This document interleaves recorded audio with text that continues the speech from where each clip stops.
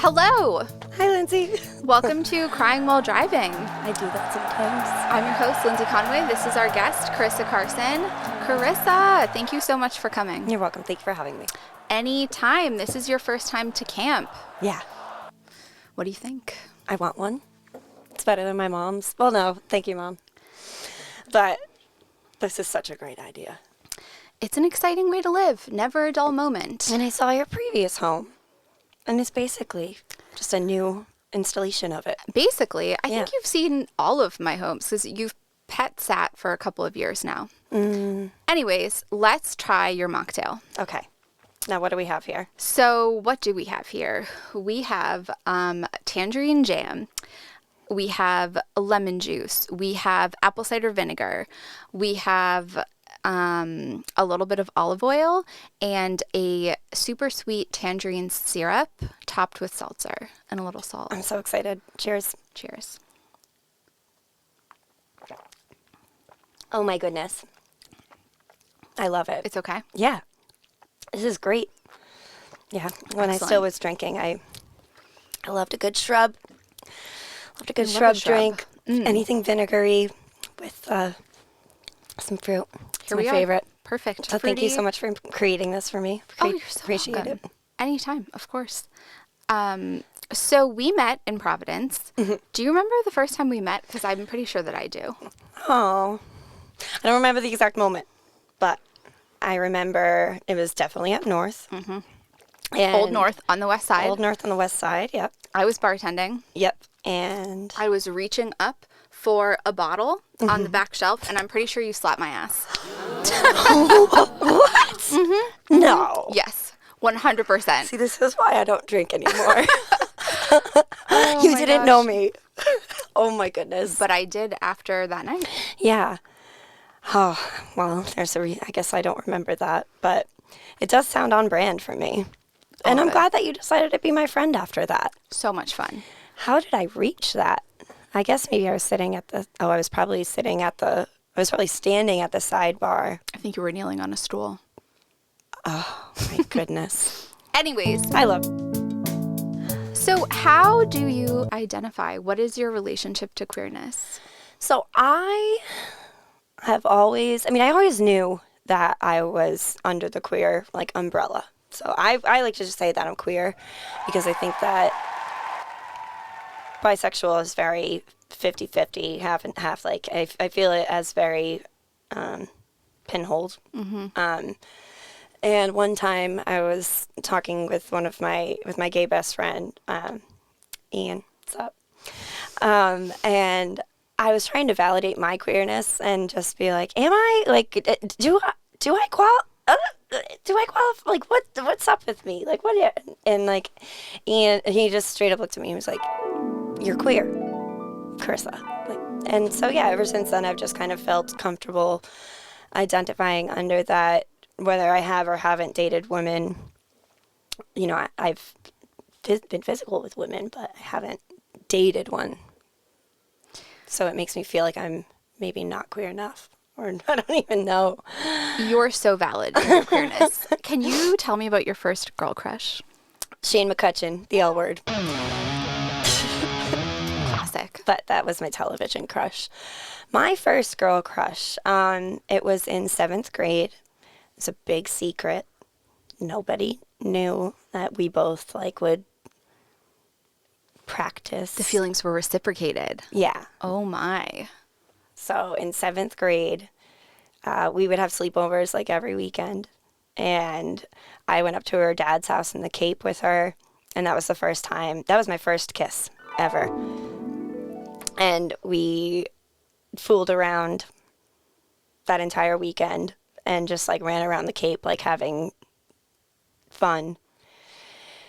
And then a few months later, say probably halfway through 7th grade, of course, girls are mean. So mean. So mean.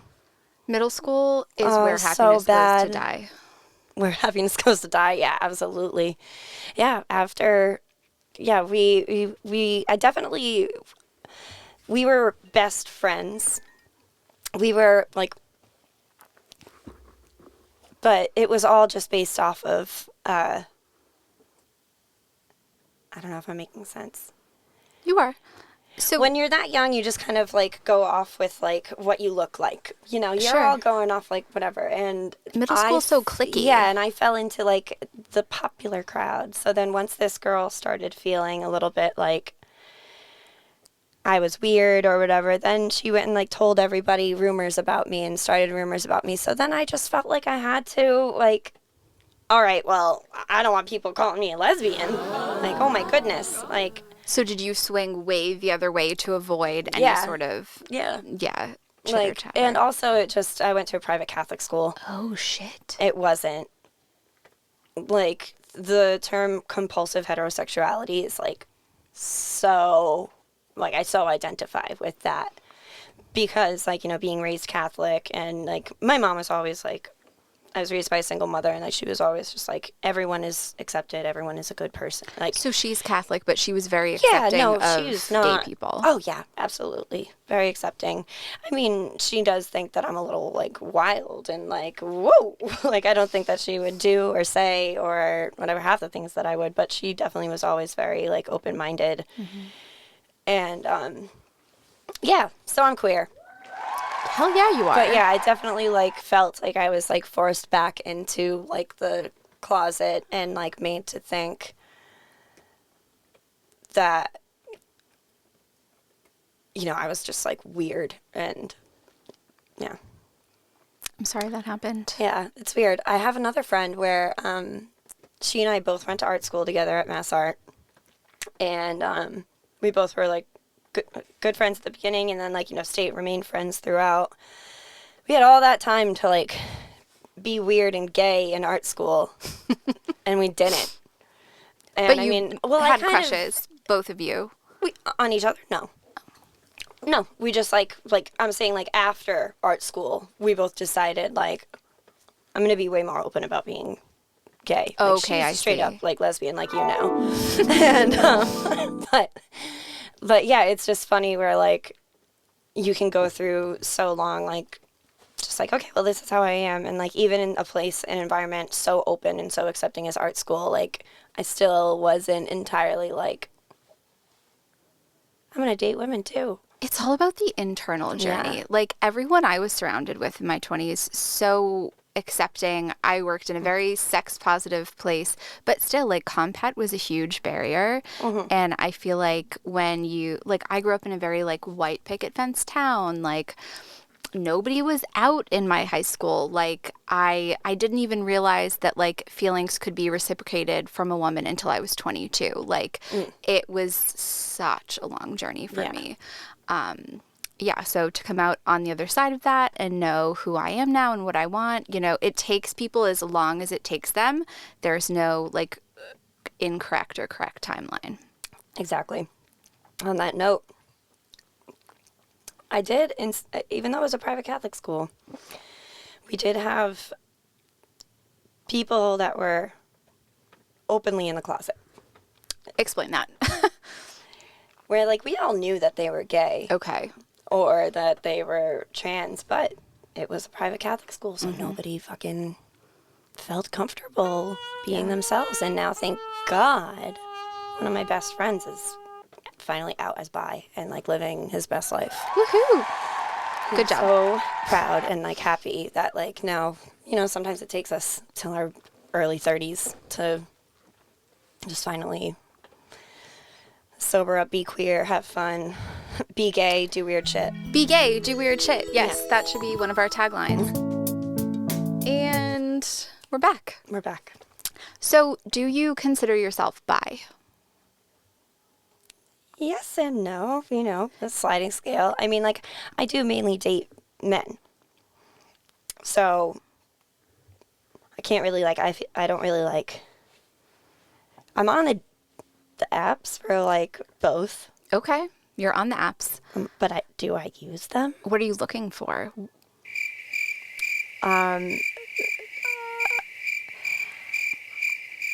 Monogamy.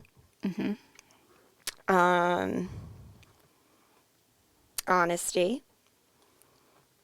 And don't know. You know, in early sobriety, them out there recommend that, you know, don't date the first year. And I'm definitely doing that. I'm not dating. But I am on the apps, but I use the apps just for self-confidence. For fun. Do you have a go-to opening, like, introductory line? Okay, so I don't have a go-to introductory line, but I do have, like, if someone else's introductory line is lame, like, I'm kind of a bitch. Are you? Yeah. It's not just an unmatch. You have to address it. Yeah, like, I have to say, like, that's it. What's the worst line somebody has hit you with? I mean, there's been a lot of really bad ones. I mean, I could open my phone right now and see what I haven't opened my dating apps in so long. Oh my There's God. probably something funny in there, but I don't know. Usually, like, I'm so tainted in the dating world that I just, you know, I have those apps on my phone. They're placeholders. With Hinge, like, I'll open it just to see, like, okay, these people liked me. That's cool. All right. And then I'll swipe like maybe 3 people and I'm like, I'm bored. No. The Providence Too many dating fish. scene, it's so bleak. And then also just like the other like women, non-binary, I'm not saying that like I'm not interested. I don't know. I just like, I don't want to meet a stranger. I'm old-fashioned. I want to meet someone in person. You want to meet cute in the wild. I want to meet cute in the wild, you know? And my problem is that I've dated a lot of people that I already knew previously in life. Dangerous game. Yeah. So I think I have not a lot of people, but yeah, I tend to like develop things with people that I already had known. And then that creates like if it ends, when it ends, because it ends. You know, then it's like, oh shit, we can't talk to these people anymore. Like, oh shit, the party's got to be different now. Like, oh God. Yeah, and it's such a small state, Rhode Island, and Providence is such a small city. Yeah. It's like nearly impossible to come across somebody new. And if there is a new person to town, Nope. everybody knows. Oh my goodness. So on that note, the one Tinder date I've ever gone on, you probably know who the person is. Wait a second. I've been on one. What? How is that possible? One. Because I didn't like it, so I'm not doing it again. Okay. Tell me more. I'm so bad. So I'm a person where like, if I finally decide like, all right, I'll meet up with you, then like I've already got it in my head that like you're probably going to become my boyfriend or my girlfriend or whatever. Before you've met. Yeah, I'm awful. Okay. Like I create an entire... You're a dreamer. Oh yeah. I create like an entire scenario and like situation in my head, like Hopeless romantic. yeah, I'm like they're gonna fall in love with me, and like I'm obviously already in love with them, so like let's move in, and then you'll get me out of my mom's house, you'll save me. Oh my gosh. Wait, so your worst Tinder date? Roll it back. Take me through it. All right, so this one guy, we matched, and I decided to respond to him when I was coming out of anesthesia. Oh, fuck. I mean, shoot. And so, like, he was already following me on Instagram, so we'd been talking for about, like, a week. Why were you under anesthesia? I had to get a colonoscopy. Oh, shit. Okay. So, this is a part of the story, too. Was that traumatic? No. Okay. No. You're asleep. Before, it's a little bit traumatic, but... Anyhoozle. So, anesthesia. The dude and I had been talking for about a week, so we had already exchanged Instagram handles. I had posted on my story, like, a photo of me in the hospital being all, like, pity me, give me pity, and so then when I got home from the hospital, he called me. And I thought that was really sweet. Yeah. I was like... Old-fashioned. Yeah, I was like, oh, my God, like, this guy, like, A, knows I just got a colonoscopy. Just like, hey, haven't met you yet, but You know what's going on with my internal plumbing. Yeah, exactly. And then Sexy. and B, you called me without telling me before, and like, I don't know. Usually I don't think that's cool at all, but... Are you a phone call person? No. Okay. But I was then, because he was just so funny. And like, so then we met up at Lonely Street. Already a bad sign. I still haven't been there. It's closed down. You'll never go there. Oh. The owner. We'll talk later. Yeah. But no, we met up at Lonely Street. Horrible dive bar in... I mean, it wasn't a horrible dive bar, but shifty dive bar in Olneyville. Making out at the bar. Left. Go to his house. Hook up. I sleep over. And... the next morning, we have coffee, I leave. And then he just never wanted to hang out again. Do you call that a ghosting? Yeah, kind of. But we kept on running into each other. Fucking everywhere. Lame. And then throughout the years, like, there were 2 times that we ran into each other. That, like, one time, we were both drunk at a bar and gravitated towards each other and ended up making out at the end of the night. And it was just, like... I had my hopes way too high, and like little abandonment issues, me, delusional, I'm just like, what the fuck? Like, I had this dream scenario in my head that was going to happen, but that's just Delulu, But alcohol also, when I was still drinking, that fueled so much of the Delulu, like, because cortisol is a real fucking thing. And when it is pulsing through your brain, you make really, really irrational decisions and say things and act out in ways that you would not if you weren't. So, I don't know. I'm not to blame the blame game, but it's just like, holy crap. Like, yeah, I don't know. So that one situation just kind of just like, I just don't want to... I give too much of myself immediately, and like, I don't know what that's going to look like now that I'm sober. When I start dating, I don't know, because now I'm meeting this like rational version of myself that I've never met before. Like, I remind myself sometimes just like, you haven't lashed out at anybody in a while. You were doing so great. You just celebrated 100 days of sobriety over the weekend. Yes, I did. Yes. At your birthday party. Yeah, so you just celebrated 100 days of sobriety. Yes, congratulations. Thank you. So I've heard a lot of discourse around queer people getting sober, maybe finding the transition into sobriety a little smoother, because as a member of the queer community, you're maybe already coloring outside of the lines of what society expects. Can you speak to that at all? Was that the case for you? How was the transition? Like saying that, which comes first? So, like, I've heard a lot of stories recently about queer people getting sober. Oh, yeah. Yeah, maybe just finding that transition a little bit easier because you're already going against what society expects in a culture that glorifies alcohol so much. So much. Yeah, I mean, I just think that when you're, first off, if that's what someone wants to do, hell yeah, I'll always support that.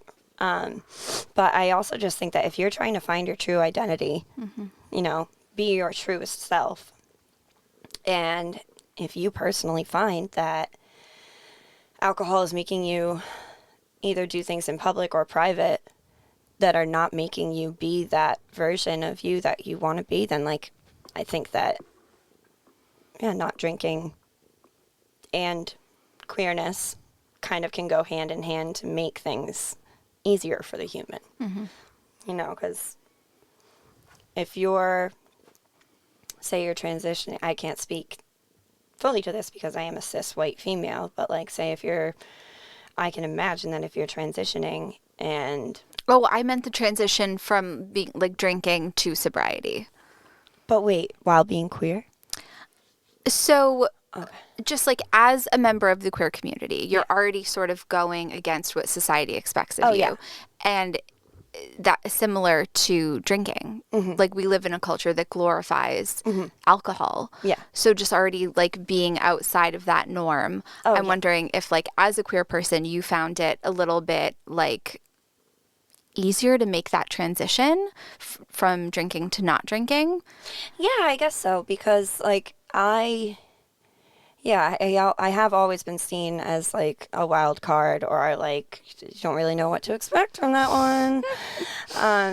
And I guess I kind of just took that and took the way that people see me as, like, not knowing what to expect, and I kind of just twisted it. And was just like, well, if the way that I perceive that people view me, not that they do, because this is all up in here, is bad, then, like, the best thing that I could do for myself would be, like, to get sober, because that's the worst that they've seen. They've already seen, like, the shit version of you that, Right. like, you don't like and whatnot. The only thing that can happen is that everything gets better, as far as, like, you know, you stop drinking and then you're feeling better. Maybe, like, you don't embarrass yourself on that first date with a woman that you would have totally, like, blew it in the past, like, if you were still, you know, drinking and whatnot. Yeah. Yeah, great. Because, like, I find that so many more people are getting sober now. Yeah, it's And really becoming popular. And, like, I mean, like, now is my time. You know, it wasn't my time years ago. But, you know, just seeing in AA, we call it the promises. So just seeing people's promises be fulfilled, you know, like the things that come to you when you, like, decide to stop just fucking, like, drinking a lot. That's what I was doing. I didn't like who I was, and really for no reason. Like, I mean, I'm a good person, I think, mostly. I think so. Yeah. But yeah, I don't know. I wasn't comfortable being me. And I just thought that, like, my weirdness was such, like, an oddity for others that weren't maybe, you know, because once I stepped outside of my Providence bubble, say if I had to go and do something else somewhere, you know, working at Topgolf. Holy fuck. You've tried on a lot of different lives in the past few years. Yeah. Yeah. Yeah. Last decade. It's been. But, I mean, yeah, since college, just trying on different shoes, putting on different suits, seeing which one fits best. Yeah, that's what your 20s are about. Yeah, exactly. And, you know, I let myself get pretty just like, oh, they're having kids. They're married. Do you want kids? Yes and no. If it happens, cool. I think I'd be a wicked awesome mom. But if it doesn't happen, even cooler. Be a wicked awesome dog mom. Yeah. Dog, cat. Tucker, I swear to God, if you don't come to me soon. His purr is so loud. Yeah. It'll be our backtrack. Yeah, for sure. So can we just backtrack for a minute? You went to Catholic high school K through 12? No. K through 8th? Nope. Oh.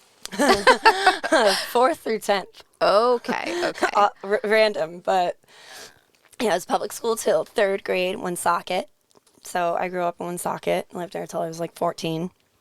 And then it was Barville, and then it was Lincoln. Oh, yeah. So yeah, I graduated from Lincoln High School. I left private Catholic school at the end of 10th grade because I, A, couldn't afford it. B, my mother was getting divorced from this awful man who was like a steroid user. I don't know if you ever heard of that, those. They make you mad. Oh, goodness me. That sounds terrifying. No, I'm kidding. I know you heard about steroids. Right. I was just I was being facetious. But yeah, no.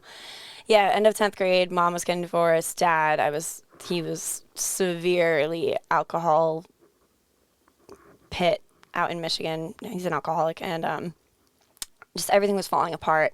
And I was wicked emo. And I had met a bunch of like punky rock and roll friends in Lincoln, And I just knew that that's what I needed and that's what I wanted. And A little rebellion. yeah. Yeah, Oh my to God. soothe the soul. God. Sorry, Mom, for picking me up at the police station twice in high school.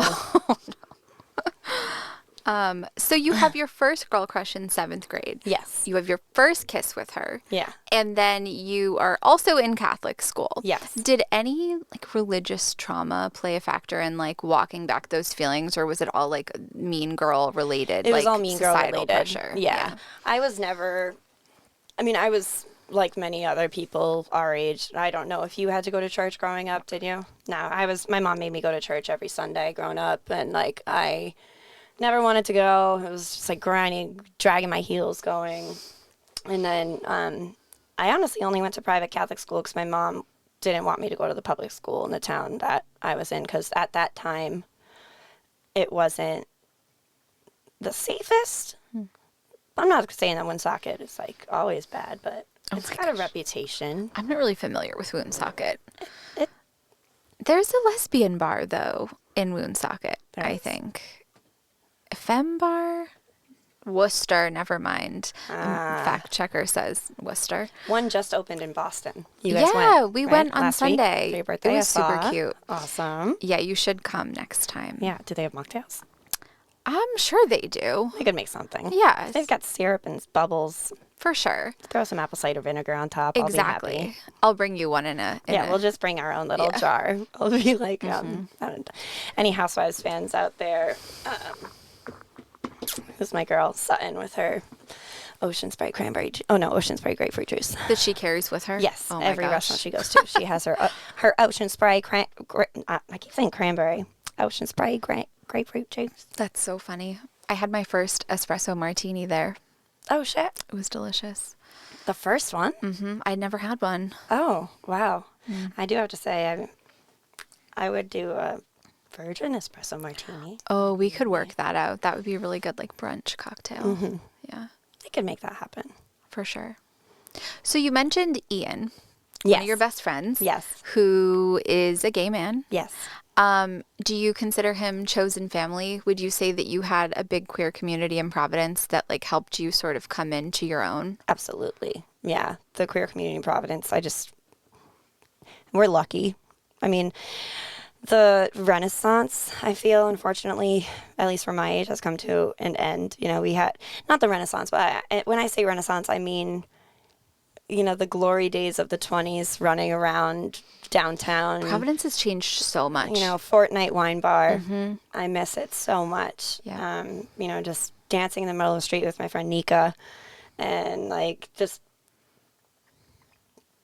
queer domination, it felt like, you know. And Providence is just such an amazing place that anyone can be any way that they want to be. And I've seen friends transition throughout the decade that I've known them, and it's just so beautiful to see someone go from being, you know, in their shell and then just being themselves. Like, it's so cool that we live in a community that fully embraces that. Yeah, absolutely.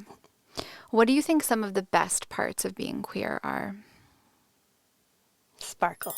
Sparkles and glitter. Yes. That's the best answer. You win the podcast. Good job. Sparkles and glitter. Can confirm. And just the culture of it all around.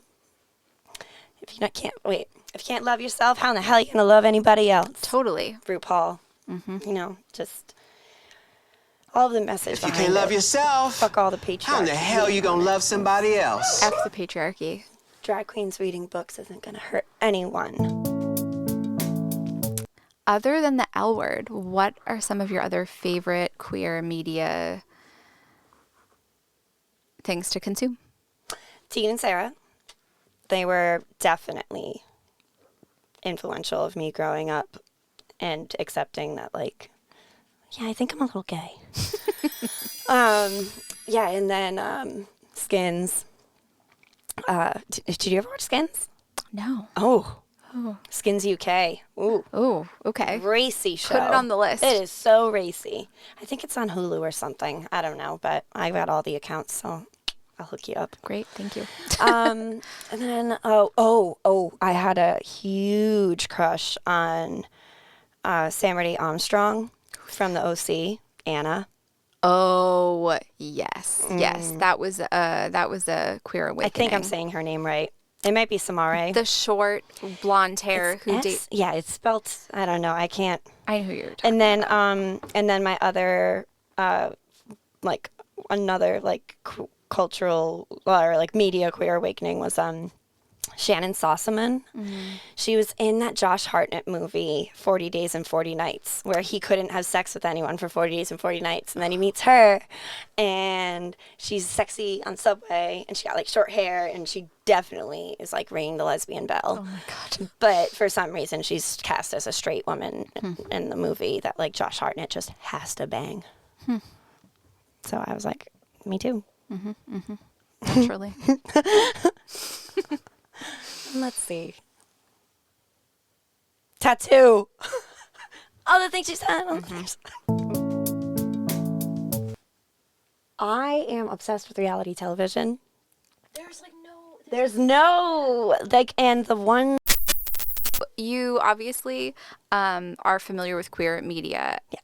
Are there any groups that you feel like are underrepresented that you'd like to see more of? There's a lot of gay men in the media, not a lot of women loving women. I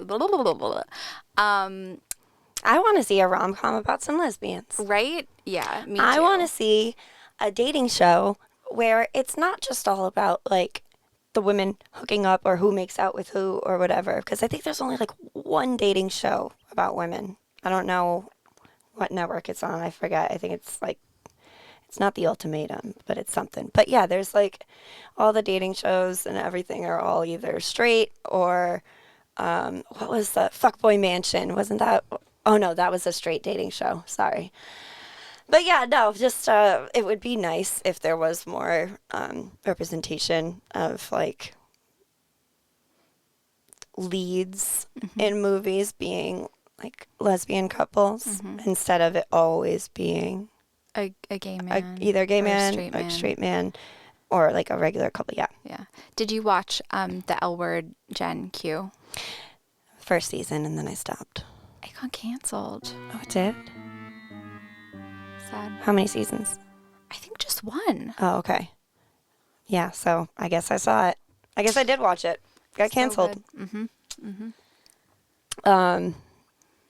Yeah. I think that as far as queer music goes, killing it right now. You know. Yeah, with Chappell Roan, Phoebe Bridgers, Muna, Fletcher. The list goes on. Girl in Red. JoJo Siwa. Oh, yes, JoJo. This, I had to throw JoJo. Yeah, we don't hate on musicians here. No. This is a safe space for any musical taste. I mean, obviously, we're huge Swifties, so... Yes. She made me a Swiftie. We're not hating on JoJo. If you had to give any words of wisdom to your younger self, what would they be? You don't have to be so cool. You don't got to keep trying to be so cool. Because the people that you're trying to be cool for aren't going to be there when you're older. And the people that you push to the side so that you can be cool, they will be there when you're older. Beautiful. Yeah. So true. If somebody was struggling to accept themselves and you could tell them anything, what would it be? Well, my instant, guttural reaction, am I saying this to a child or to a younger person? A teenager or young adult, anybody who's maybe struggling to accept their identity. Well, I mean, instantly the crass in me just goes, fuck them. Like fuck those feelings. Yeah, fuck those people. Or like,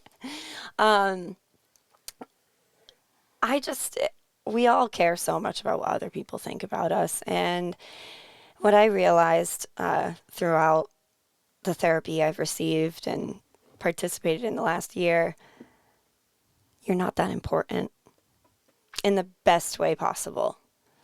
Not everybody's thinking about you. what you wore last week, what you said at dinner, or if you made not everyone is thinking about you all the time. Yeah. You know, and like in the best way possible though, because, you know, everyone always thinks that like, oh, people are judging me, people are doing this, people are doing that. It's just like, Yeah, that people are being hypercritical Most when likely they're everyone's not. worried about themselves. most likely they're not even thinking about that. And you know what? If they are, that's their problem. And like, they have some deep-seated stuff that they've got to, you know, 100%. dig out and figure out if Yeah. they've got a problem with you being your most authentic self. Yep, everybody has different baggage they have to carry throughout the day, and it usually has nothing to do with us. No. Thank you so much for coming on. Thank you for having me. This was fun. This was so much fun. Yeah. I hope you want to come back and hang out with the pets and you know I do. enjoy camp when it's a little warmer out.